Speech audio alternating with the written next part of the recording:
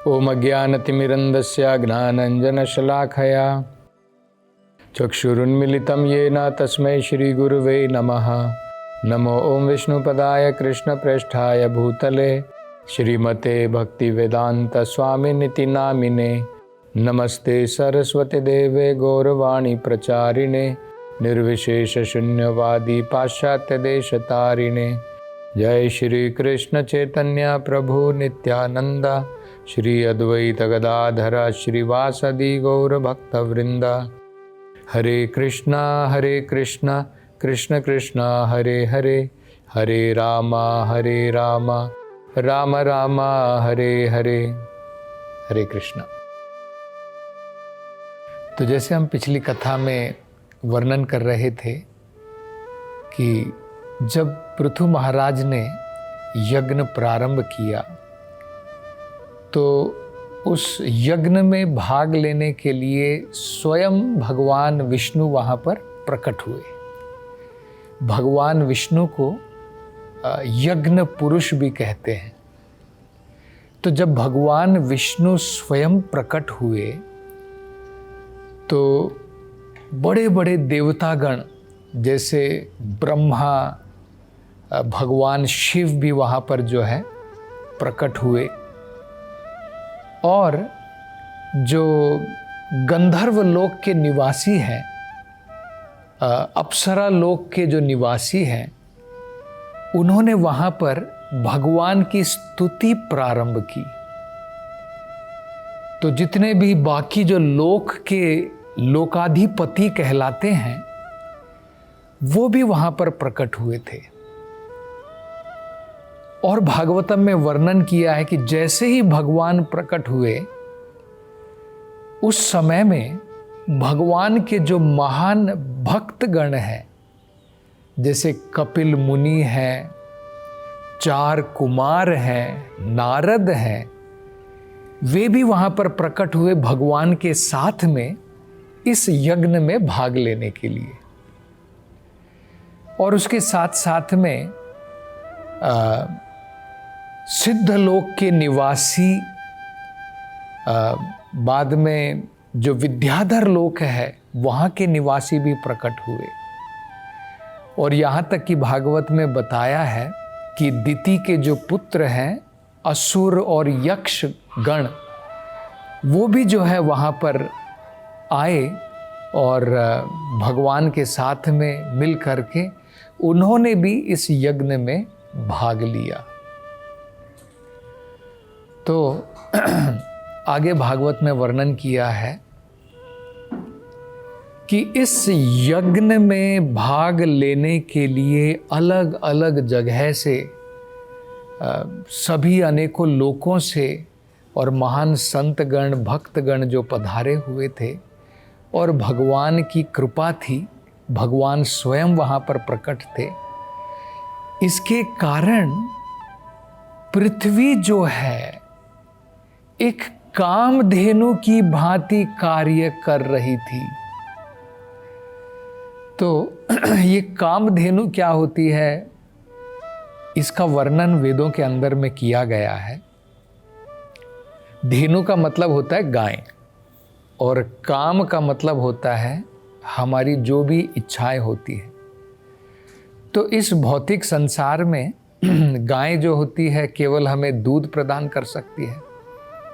Of course दूध से भी हमें अनेकों प्रकार की हमारी ज़रूरतें पूरी होती हैं, लेकिन जो आध्यात्मिक संसार में गाय है वो न केवल दूध प्रदान करती है, हमारी जो भी इच्छा है वो इच्छा भी जो है वो पूर्ण कर सकती है। ब्रह्म संहिता में इसका वर्णन किया है कि भगवान जो हैं गोलोक वृंदावन धाम में जो गाय हैं, जो भगवान वहाँ पर चराते हैं, गाय चराते हैं, क्योंकि भगवान अपने हाथ में बंसी लिए हुए हैं और भगवान जो है गोलोक वृंदावन में आनंद के साथ में गाय जो है चराते हैं। भगवान ने यही अपने ओरिजिनल रूप में वृंदावन में जन्म लिया और भगवान ने वही कार्य भी जो है धरती के ऊपर भी किया। तो वहां पर कहा जाता है सुरभीर अभिपालयंतम। इस कामधेनु को सुरभि कहा जाता है। तो ये जो सुरभि जो होती है इसे कामधेनु कहते हैं। जो भी भक्त की इच्छा होती है वो इस सुरभि के द्वारा जो है पूर्ण होती है। इसी प्रकार से भौतिक संसार के अंदर में जो वृक्ष होते हैं उससे हमें केवल एक प्रकार की फल की प्राप्ति हो सकती है। जैसे मान लीजिए केले का पेड़ है तो आपको केवल केले का फल प्राप्त होगा, केले के पेड़ से आपको अमरूद प्राप्त नहीं होगा। लेकिन जो आध्यात्मिक संसार में जो वृक्ष होते हैं उन्हें कल्प वृक्ष कहते हैं। तो वहाँ पर जो गाय होती है उसे कामधेनु या सुरभि कहते हैं, और जो आध्यात्मिक संसार में जो वृक्ष होते हैं उसे कल्प वृक्ष कहते हैं। मतलब जो भी आप इच्छा करेंगे इन कल्प वृक्षों के द्वारा वो इच्छा हम पूर्ण कर सकते हैं। तो कहने का तात्पर्य ये है कि भगवान की कृपा से, क्योंकि पृथु महाराज लगातार वहां पर यज्ञ कर रहे हैं, उसके कारण धरती जो है कामधेनु में बदल गई थी। जो भी जरूरतें हमारी होती हैं वो सारी जरूरतें इस पृथ्वी से प्राप्त हो रही थी, इसलिए इसको कामधेनु बताया गया है। मतलब अगर हम भी पृथु महाराज की भांति कलयुग में संकीर्तन यज्ञ अगर हम करते हैं तो पृथ्वी कामधेनु की भांति दोबारा कार्य करेगी, और जो भी हमारी ज़रूरतें हैं वो सारी ज़रूरतें हमें जो है पृथ्वी से प्राप्त हो जाएगी। तो आज हम लोग सोचेंगे कि कैसे संभव है। आजकल तो हम लोग बड़ी बड़ी हमने इंडस्ट्रीज़ खोली हैं और अनेकों प्रकार के जो है आधुनिकता में हम लोग बढ़ रहे हैं। तो क्या ये संभव है कि पृथ्वी हमें दोबारा जो है कामधेनु की भांति सभी प्रकार की ज़रूरतें प्रदान करेगी? तो संभव है, क्योंकि अगर हम देखें महाराज पृथु के समय में, क्योंकि उन्होंने 100 इस प्रकार के यज्ञ प्रारंभ किए थे, और वही यज्ञ अश्वमेध यज्ञ के बदले में अगर कलयुग में हम संकीर्तन यज्ञ करें, एक इंडस्ट्री में भी अगर हम लोगों को भगवान के नाम कीर्तन में संकीर्तन यज्ञ में लगा दें, तो हो सकता है इंडस्ट्रीज भी रहे, सब कुछ भी रहे, आधुनिकता भी रहे, फिर भी हमें पृथ्वी के द्वारा सभी प्रकार की ज़रूरतें प्राप्त होंगी। किसी भी चीज़ की हमें कमी नहीं आएगी और पूरे संसार के अंदर में सुख, समृद्धि और शांति बनी रहेगी। तो आप सबसे यही निवेदन है कि जिस प्रकार से महाराज पृथु ने अपने समय में इस प्रकार के यज्ञ जो है करवाए, कलयुग के अंदर में हमारे पास में तो उतना धन और उतना ऐश्वर्य नहीं है कि हम उस प्रकार के बड़े बड़े यज्ञ करवा सकें, और उस प्रकार के ब्राह्मण भी नहीं है जिनके पास में वो शक्ति है कि उस प्रकार के यज्ञ कर सकें। लेकिन कम से कम हम सब लोग मिल कर के अपने घर में, अपने पड़ोस में, अपने सगे संबंधियों के साथ में मिल कर के सबको जो है एक सत्संग में बुला सकते हैं, और वहाँ पर हमें क्या करना है? बस भगवान के नाम का कीर्तन करना है, हरे कृष्ण महामंत्र का गुणगान करना है। इतने मात्र करने से कली के जितने भी दोष हैं सब जो है दूर हो जाएंगे, और पृथ्वी जो है कामधेनु की भांति कार्य करेगी, और हमारी सारी ज़रूरतें हम पृथ्वी से प्राप्त कर पाएंगे। भागवत में वर्णन किया है कैसे पृथ्वी कामधेनु की भांति कार्य कर रही थी, क्या क्या प्राप्त हो रहा था। तो जैसे उदाहरण दिया है कि नदियां जो हैं स्वच्छ निर्मल पानी से भरी थी। आजकल हम लोग उल्टा देखते हैं कि जो हमारे जो है शहर का, नगर का, ग्राम का जो सीवेज वाटर होता है, गंदा हमारे नाली का पानी होता है, हम जो है इन नदियों में छोड़ देते हैं और उसको दूषित कर देते हैं। और हम लोग देखते हैं प्रैक्टिकली सारी नदियाँ जो हैं अनेकों प्रकार के पॉलीथीन से भरी रहती है और लोग जो है उनको पानी, स्वच्छ पानी का जो है अभाव हो गया है प्रैक्टिकली सभी जगह पर। तो लोग ये भी कहते हैं कि हम जिसे कह रहे हैं कि गंगा है, जमुना है, एक्चुअली वो सीवेज का वाटर वहाँ पर बह रहा है। तो आजकल इस प्रकार की कंडीशन हम लोग देख रहे हैं। अन्यथा आज भी अगर हम लोग हरिद्वार में जाते हैं, ऋषिकेश में जाते हैं, तो जहाँ से गंगा नदी का उद्गम होता है वहाँ पर आप देख सकते हैं कि पानी तो बिल्कुल स्वच्छ होता है। हम लोग जो है उसे दूषित कर देते हैं। तो आज भी अगर हम ये नाम संकीर्तन करेंगे तो ये नदियाँ जो है दोबारा स्वच्छ पानी से भर जाएंगी। और जब उसमें स्वच्छ पानी होता है, आपको पता है हमारी जो सभ्यताएं होती थी हमेशा नदी के किनारे बसती थी। ऐसा क्यों होता था?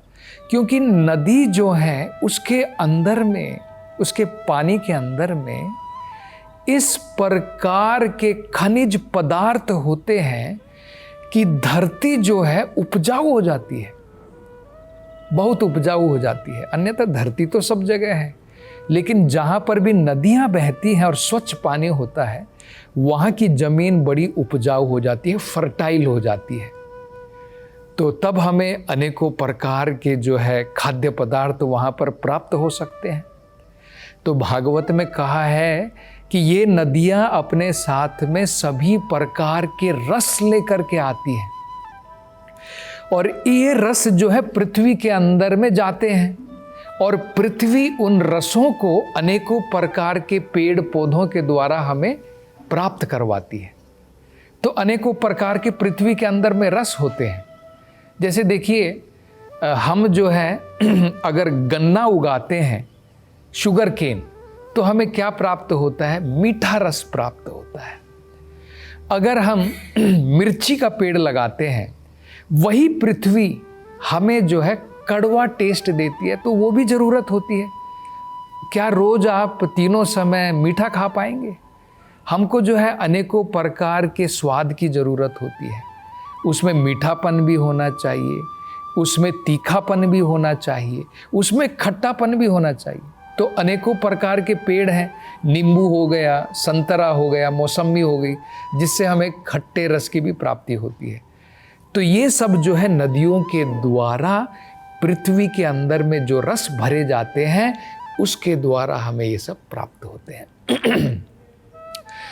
और बताया है कि गाय जो है उनके पास में इतनी प्रचुर मात्रा में हरी घास उनको प्राप्त हो रही थी, जिसके द्वारा प्रचुर मात्रा में वो जो है दूध प्रदान करती थी। उनके थन भरे रहते थे। जब वो जमीन के ऊपर चलती थी तो उसमें से दूध टपकता था। आजकल हमें दूध निकालना पड़ता है मशीनों के द्वारा, लेकिन पहले आप देख सकते हैं अगर हम इस प्रकार से भगवान की संतुष्टि के लिए यज्ञ कराएंगे तो पृथ्वी कामधेनु बन जाएगी। और उसके द्वारा हम देखेंगे कामधेनु बन गई तो जानवरों की भी मौज, और मनुष्य जो है वो भी अपनी सारी ज़रूरतें प्राप्त कर सकता है।